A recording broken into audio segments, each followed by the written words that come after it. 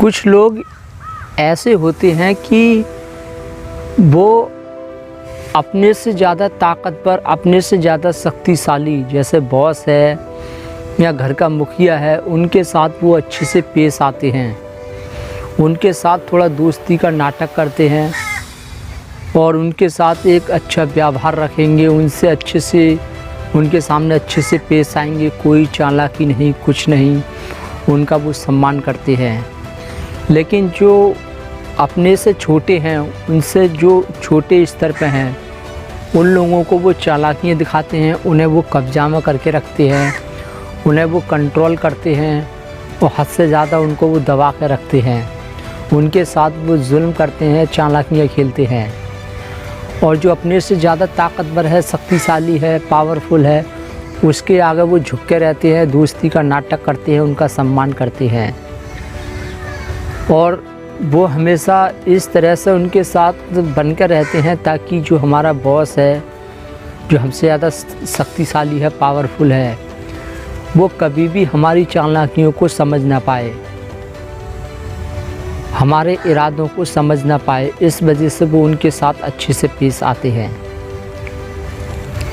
और जो छोटे लोग हैं, उनके साथ वो जुल्म करेंगे, अपमान करेंगे, उन्हें हद से ज़्यादा परेशान करते हैं। तो इस तरह से जुल्म की एक शुरुआत होती है। जो जुल्म होता है उसकी इस तरह से एक शुरुआत होती है। तो हमेशा जो शक्तिशाली है, बॉस है, उसको हमेशा इस बात का ध्यान रखना चाहिए कि जो इंसान हमारे साथ इतना दोस्ती का नाटक कर रहा है, इतना अच्छे से पेश आ रहा है, मेरी नज़रों में अच्छा बन के रह रहा है, क्या इसका जो छोटे स्तर के लोग हैं, क्या उनके साथ भी इस तरह का व्यवहार है या नहीं, यह बॉस को देखना बहुत ज़रूरी होता है। लेकिन जो लोग शक्तिशाली होते हैं, बॉस होते हैं, वो तो यही सोचते हैं कि हमारे साथ पेश आ रहा है तो सभी के साथ पेश अच्छे से आता होगा। वो इस चीज़ पे ध्यान नहीं देते हैं, जिससे क्या होता है कि वो छोटे छोटे लोगों को परेशान करता है, उसके साथ अच्छे से पेश आता है।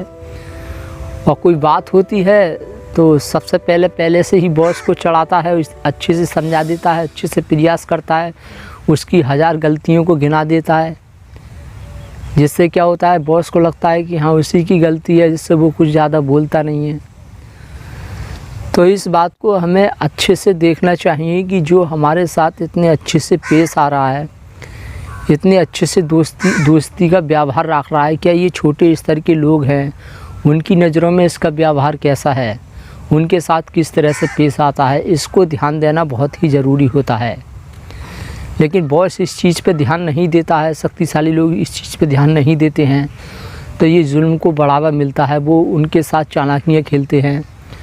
और फिर जुल्म सहने वाले की एक आदत पड़ जाती है, क्योंकि जब वो शुरू में तो वो कोशिश करता है, लेकिन जब कोई उसकी नहीं सुनता है तो वो जुल्म को सहने में ही अपनी भलाई समझता है, जिससे वो सहते रहता है।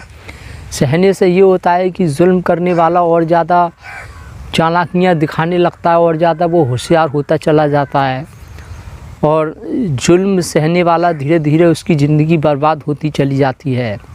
ऐसा अक्सर अधिकांश लोगों के घरों में, परिवार में अक्सर ऐसा होता है कि जब कोई पत्नी अपने आप को, जैसे कोई औरत है अपने आप को ज़्यादा होशियार समझती है, तो वो क्या करती है, उसे पता होता है कि परिवार में पति के सिवा और कोई मुझे डांट नहीं सकता, कोई मुझसे गलत सलत नहीं बोल सकता, पति के सिवा किसी की हिम्मत नहीं है कि कोई मुझसे गलत सलत बोल सकता है या मेरे लिए कुछ गलत सलत बोल सकता है, सिर्फ पति ही बोल सकता है।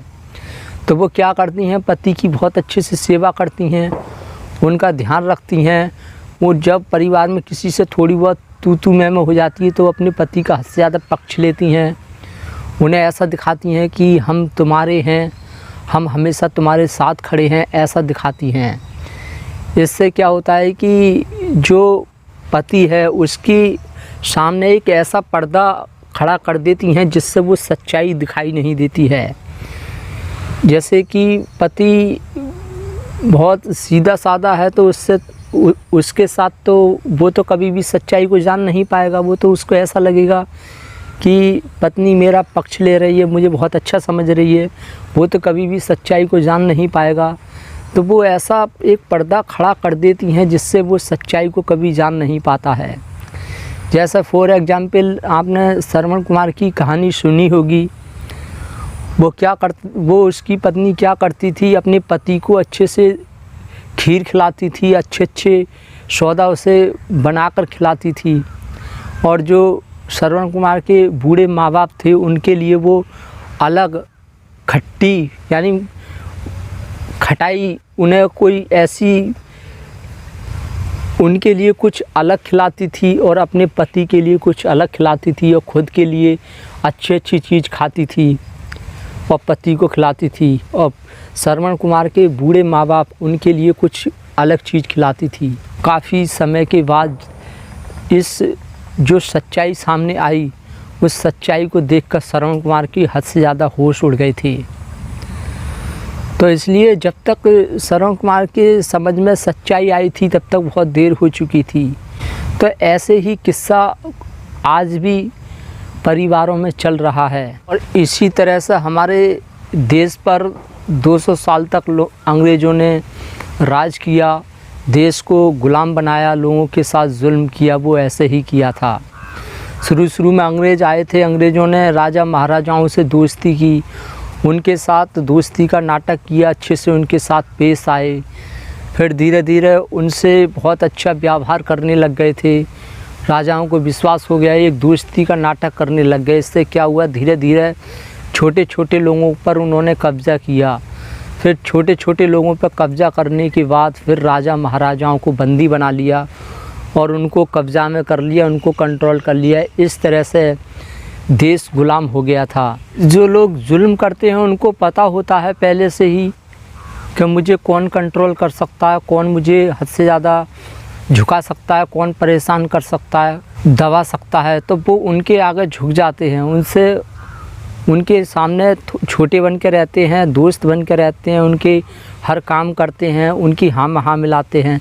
लेकिन बाकी लोगों पर वो अपना जोर चलाते हैं।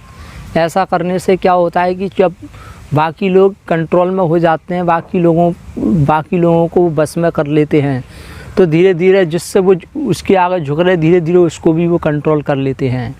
और एक बात हमेशा ध्यान रखना, जो इंसान गलत काम नहीं करता है, सिर्फ अच्छा काम करता है, जो सच्चाई के रास्ते पे चलता है, जो हमेशा सत्य के साथ खड़ा रहता है, उस इंसान के अंदर ना कोई डर होता है और ना उसे ज़्यादा सोचने की ज़रूरत पड़ती है, ना उसे सावधान रहने की ज़रूरत पड़ती है।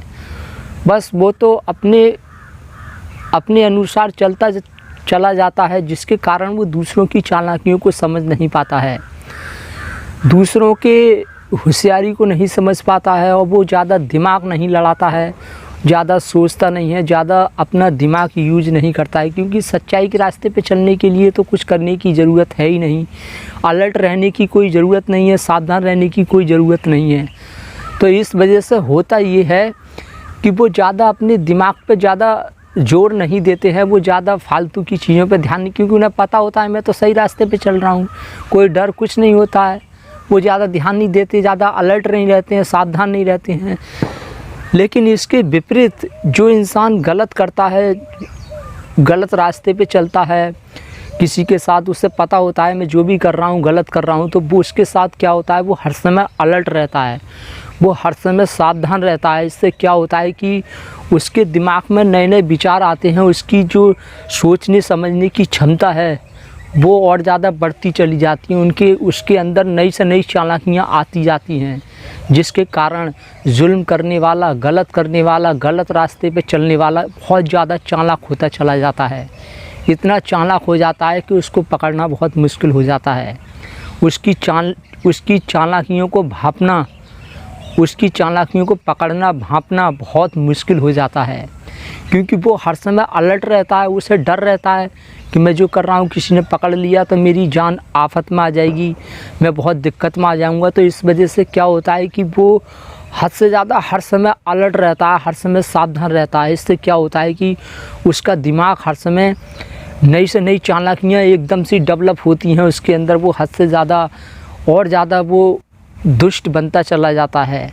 लेकिन जो अच्छे रास्ते पे सही चलते हैं वो हमेशा दिमाग नहीं लगाते हैं, ज़्यादा जोर नहीं लगाते हैं, मेहनत करते हैं, अपनी मेहनत से ही सब कुछ खाते हैं। इससे उनको सावधानी बरतने की कोई ज़रूरत नहीं पड़ती है, वो सावधान नहीं रहते हैं।